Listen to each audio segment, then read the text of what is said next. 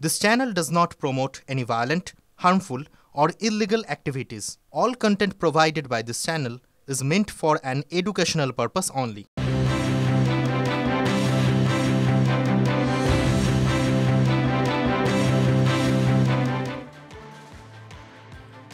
দেখছেন সন্ধ্যে super prime time আর এই মুহূর্তে একটা বড় আপডেট আপনাদের সামনে আমরা তুলে ধরছি। এসআইআর এর ভুল নিয়ে এবার বিএলওদের সতর্কবার্তা জাতীয় নির্বাচন কমিশনের।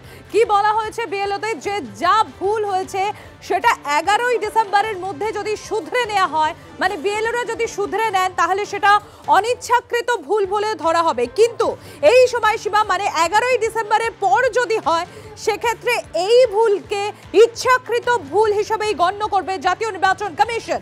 এ নিয়ে আমরা আরো ডিটেলসে জানবো। শ্রাবন্তী রয়েছেন আমাদের সঙ্গে। শ্রাবন্তী, রীতিমতো বলা যেতে পারে এটা তো তাহলে ওয়ার্নিং বিএলওদের জন্য। একেবারে সম্প্রতি এবং অন্যান্য রাজ্যের কথা তুলে ধরেছে কমিশন। জাতীয় নির্বাচন কমিশনের বক্তব্য যে সমস্ত ভুল যেটা যদি দেখা যায় 11 তারিখের আগে নিজেরাই শুধরে নিয়েছেন তাহলে সেই ভুলটাকে ভুল হিসেবে ধরা হবে না, বোনাফাইড মিস্টেক অর্থাৎ প্রকৃত ভুল কাজ করতে গিয়ে যে ধরনের ভুল হয় সেটাই ধরা হবে। কিন্তু যদি 11 তারিখের পরে বিএলও যদি এরকম রিকোয়েস্ট পাঠান যে তার ভুল হয়ে গেছে তাহলে কিন্তু সেই ব্যাপারে কড়া পদক্ষেপ নেবে কমিশন। এবং অন্যান্য রাজ্যের তুলনায় এখানে এখনো পর্যন্ত বিএলওরা শুধুমাত্র প্রকাশ পর্যন্ত হয়েছেন, এর বেশি কোনো কড়া পদক্ষেপ নেওয়া হয়নি, সেটাও স্মরণ করিয়ে দেওয়া হয়েছে। একটা সুযোগ দেওয়া হচ্ছে, মনে করা হচ্ছে এর দরুন বিএলওরা অনেকটাই নিজেদের কাজ শুধরে নিতে পারে।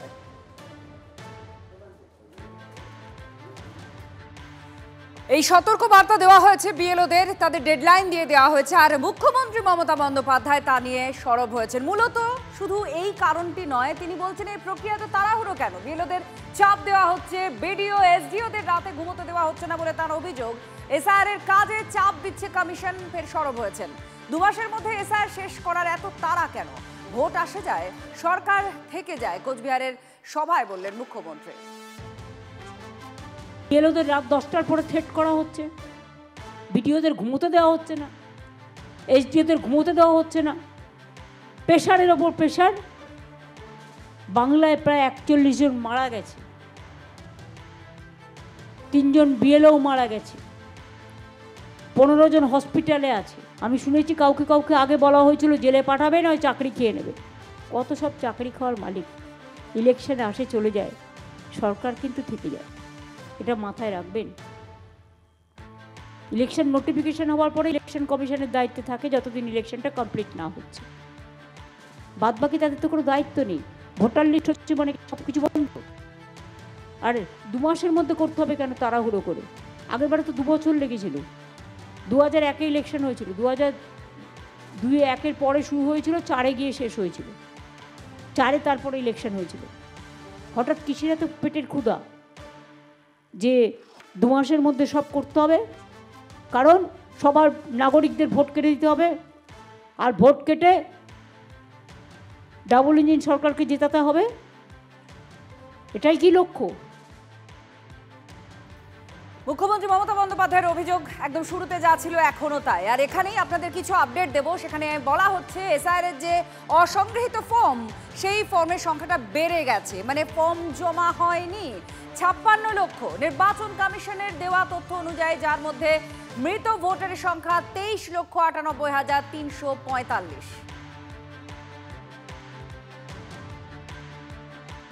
ইলেকশন কমিশন অফিসিয়ালি যখন বলবে উত্তর দেব, কিন্তু আমি প্রথম থেকেই বলেছি গ্রাউন্ড রিয়েলিটি এটাই যে একটা বড় সংখ্যক মৃত, ডবল ট্রিপল এন্ট্রি, শিফটিং এবং অবৈধ বাংলাদেশি মুসলিম অনুপ্রবেশকারী রোহিঙ্গা এখানে ভোটার লিস্টে নাম তুলেছে, নাম রেখেছে। এই কারণে সাদ শেখ যখন গ্রেপ্তার হয় তিনি বলেন যে আমি 3 বার ভোট দিয়েছি।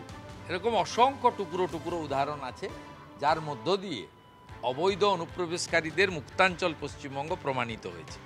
ঠিকঠাক করে এসআইআর হলে এ সংখ্যাটা কোনো সংখ্যাই নয়, অনেক বড় সংখ্যায় নাম বাদ যাওয়া উচিত যারা ভুয়া এবং অবৈধ। এসআইআর ছিল 2208, নেমে এখন দাঁড়ালো 2-এ। 1 ডিসেম্বরের হিসাব বলছি। 1 ডিসেম্বর নির্বাচন কমিশনের দেওয়া তথ্য মোতাবেক মৃত্যুহীন ভোট কেন্দ্রের সংখ্যা ছিল 2208, আর মাত্র 7 দিনের মধ্যে সেই সংখ্যা নেমে দাঁড়ালো 2। আজব রিপোর্টে জেলাগুলিকে চেপে ধরা নির্বাচন কমিশন। এক সপ্তাহের মধ্যে কিভাবে এই সংখ্যা 2-এ নেমে এলো? এই রিপোর্টও কি ঠিক? এখন তো সেই প্রশ্ন উঠছে।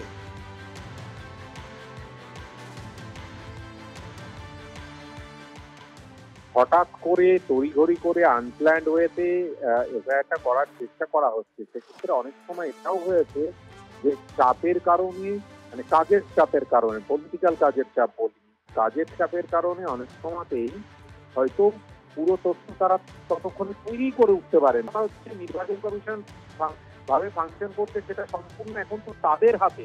তাদের ইয়েলো আছে, ইয়ারও আছে, ইআরও আছে, বিও আছে, এতগুলো ধাপ আছে। এত কিছুর মধ্যে এই ভুল রিপোর্ট যদি হয়ে থাকে, তাহলে সেই ভুল রিপোর্টটা কেন হলো, এবং যদি হয়েও থাকে সেটাকে শুধরে নেওয়ার আগে বাইরে ছড়িয়ে দিয়ে পলিটিক্যাল ন্যারেটিভ তৈরিতে সাহায্য করবে। অনেকটা এই রাজনীতির ন্যারেটিভ তৈরি করার ক্ষেত্রে কাজে দিচ্ছে, রাদার দ্যান আসল উদ্দেশ্যটা সাধন করার থেকে। সবকিছুতেই তো ভেজাল আছে। এবার যেটা অত্যন্ত গুরুত্বপূর্ণ বিষয় যে 2208টি বুথ কমে হঠাৎ 2 চলে আসলো, এতে এটা প্রমাণিত হলো যে তথ্যের কারচুপি করা হয়েছে। সিঙ্গেল ওটিপি কে ব্যবহার করে একজন বিএলও তিনি সারাদিন ধরে এই ডিজিটালাইজেশনের কাজটা করেন, আর এইখানেই আইপ্যাকের ভূমিকা নিয়ে প্রশ্ন। 2026 নির্বাচন একেবারে দোরগোড়ায়, কবে দিন ঘোষণা হবে এই নিয়ে জল্পনা তুঙ্গে। তার মধ্যেই একটা প্রশ্ন সামনে এসেছে, ফেব্রুয়ারির 3য় সপ্তাহ, সেই সপ্তাহে কি বাংলায় নির্বাচনের দিন ঘোষণা করা হতে পারে? ফেব্রুয়ারির 20 তারিখের পর ভোট ঘোষণা হতে পারে, এটা অনুমান বলছেন শুভেন্দু অধিকারী। উনি ভালো করে জানেন যে ফেব্রুয়ারির 3rd উইকে দুদিন একদিন এদিক ওদিক হতে পারে, এটা ইলেকশন কমিশনের বিষয়, আমার নয়। কিন্তু 2021-এর যে দিন সে অনুযায়ী এমসিসি চালু হয়ে যাবে আফটার 20 ফেব্রুয়ারি এনি ডে, সেটা ইলেকশন কমিশন বলবে। তাই তারপরে তো আর কোনো প্রশ্ন নেই। শুভেন্দুবাবুর এই যে তারিখ দেওয়ার অভ্যাস, ক্যালেন্ডার পলিটিক্স অভ্যাস, তো এটা তো সবাই জানেন যে ফেব্রুয়ারির শেষ দিকেই এই ধরনের একটা কোনো নির্বাচনী আচরণবিধি বা নির্বাচন ঘোষণা, বিজেপি দলটা আগাগোড়া একটা দুর্বল জায়গায় আছে, ফলে সেই কজন কর্মী বা সেই কজন সমর্থককে একটু চাঙ্গা রাখতে এই ভবিষ্যতের কার্ড খেলা ছাড়া ওনার কোনো, এটার মধ্যে না আছে নতুনত্ব, না আছে রাজনৈতিক তাৎপর্য।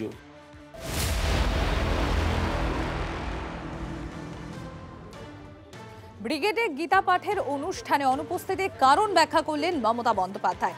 তিনি বলেছেন তিনি সমস্ত ধর্মকেই সম্মান করেন, তবে এই অনুষ্ঠান যদি নিরপেক্ষ হতো তাহলে তিনি অবশ্যই উপস্থিত থাকতেন।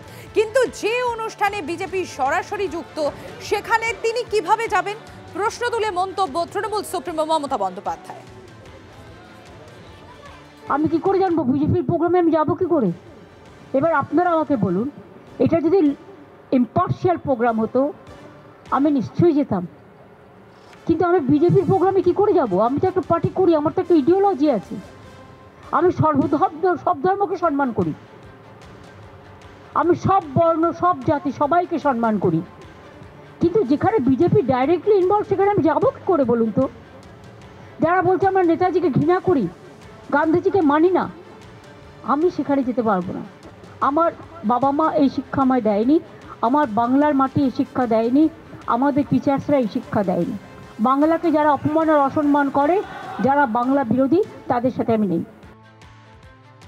লক্ষ্যকণ্ঠে গীতা পাঠে ভারতীয় জনতা পার্টির কোনো অনুষ্ঠান যে ছিল না সেটা আমি দায়িত্ব নিয়ে বলতে পারি। হিন্দু বাঙালি হিসেবে সেখানে আমরা সবাই অংশগ্রহণ করেছিলাম, মমতা বন্দ্যোপাধ্যায়ও অংশগ্রহণ করতে পারতেন, বিজেপি বিরোধী অনেক শক্তিও তারা সেখানে গেছিলেন, হিন্দু হিসেবে গেছিলেন। সেটা দিন গীতা পাঠের বিষয়, প্রকাশ্যে গীতা পাঠ উনি করতে পারবেন না, আমরা আপনাকে চ্যালেঞ্জ দিয়ে বলছি। আমাদের চ্যালেঞ্জ সিদ্দিকুল্লাহ চৌধুরী এবং ফিরহাদ হাকিমকে পাশে নিয়ে মুখ্যমন্ত্রী বন্দে মাতরম 5টি স্তবক গেয়ে শোনান, এই চ্যালেঞ্জটুকু তো নিন এবং তিনি বলুন যে বন্দে মাতরমের 5টি স্তবক গাইতে তার কোনো বাধা নেই। তাহলেই বুঝবো তিনি দেশ বিরোধী নন, দেশাত্মবোধে টকবক করে ফুটতে থাকা একজন মুখ্যমন্ত্রী।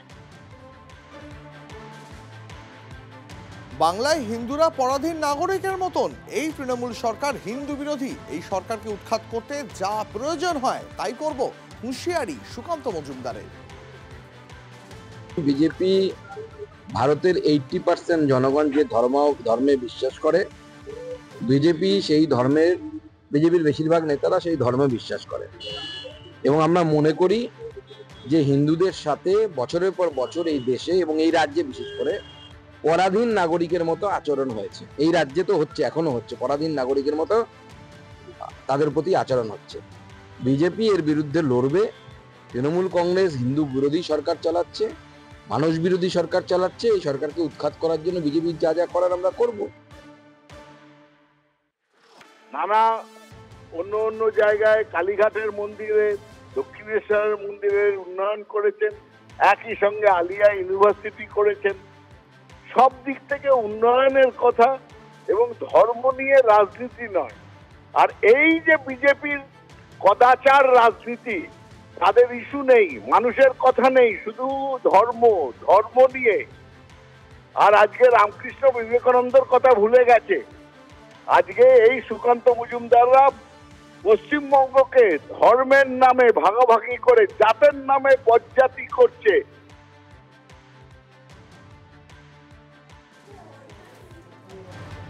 ভোটের জন্যই এত গীতা পাঠ, কোরআন পাঠ, মন্দির মসজিদ নিয়ে এত আলোচনা কেন?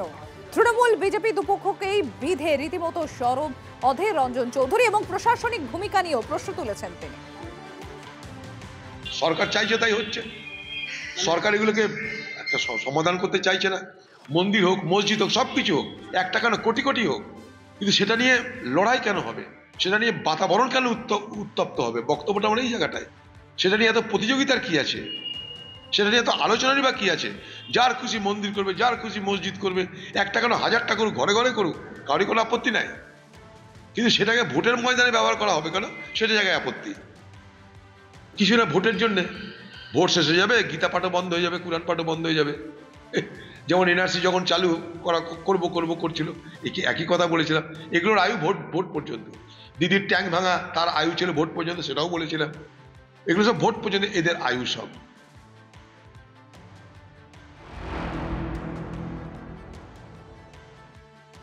বন্দে মাতারামের 150 বছর পূর্তি সংসদে আলোচনা, আর আজ লোকসভায় সেই আলোচনার সূচনা করেন প্রধানমন্ত্রী নরেন্দ্র মোদী। আর তার ছত্রে ছত্রে তিনি কংগ্রেসকে বিঁধলেন। মোদীর মুখে জরুরি অবস্থার কথা নাম না করে কংগ্রেসকে নিশানা করেছেন। আর ওই সময় দেশে গণতন্ত্রের কালো অধ্যায় ছিল বলে তিনি বললেন। ভারতের সংবিধানের শ্বাসরোধ করা হয়েছিল। সংসদে সরব হলেন নরেন্দ্র মোদী। वंदे मातरम का जब 50 वर्ष हुए तब देश गुलामी में जीने के लिए मजबूर था। वंदे मातरम के 100 साल हुए तब देश आपातकाल की जंजीरों में जकड़ा हुआ था। भारत के संविधान का गला घोंट दिया गया था। देशभक्ति के लिए जीने मरने वाले लोगों को जेल के सलाखों के पीछे बंद कर दिया गया था। जिस वंदे मातरम के गीत ने देश को आजादी की ऊर्जा दी थी, उसके जब 100 साल हुए तो दुर्भाग्य से एक काला कालखंड हमारे इतिहास में उजागर हो गया। हम लोकतंत्र के गिरोह में थे। 150 वर्ष उस महान अध्याय को, उस गौरव को पुनः स्थापित करने का अवसर है। বাংলার মনীষীদের অনেকেই অপমান করেন। তারা কি জানেন দেশের জন্য এই মনীষীদের কি অবদান রয়েছে? নাম না করে বিজেপিকে নিশানা Mamata Bandyopadhyay. We don't have any problem, but Vande Mataram के लिए एक बात आपको कहना है, बंगाल से ये सॉन्ग नेशनल सॉन्ग है एंड जनगण मन इज द ন্যাশনাল আনথেম है। দেশের সম্বন্ধে যারা জানে না তারা নেতাজিকে অপমান করে, বঙ্কিমচন্দ্রকে অপমান করে, রবীন্দ্রনাথ ঠাকুরকে অপমান করে, বিদ্যাসাগরকে অপমান করে, রাজা রামমোহন রায়কে অপমান করে। এরা জানে বাংলার অবদান। আর সংসদের ভেতরেও এই নিয়ে তৃণমূল কংগ্রেস তারা সরব হয়েছে। বাঙালিদের দেশাত্মবোধ সবচেয়ে বেশি। তৃণমূল সাংসদ কাকলি ঘোষ দস্তিদার তিনি একাধিক বক্তব্য তুলে ধরেন এই বিষয় নিয়ে, যেখানে তিনি বলছেন যে সেই বাঙালি মনীষীদের বারবার অপমান করা হচ্ছে যারা এই দেশকে গড়ার কাজে নিজেদের অবদান রেখে গেছেন। বাঙালি কিন্তু গর্জন করতে জানেন। সংসদে সরব হন তৃণমূল সাংসদ কাকলি ঘোষ দস্তিদার। বাংলা কিন্তু গর্জন করতে জানে। স্বাধীনতা সংগ্রামে গর্জন প্রতিটি কিন্তু বাঙালির কণ্ঠে এসেছে।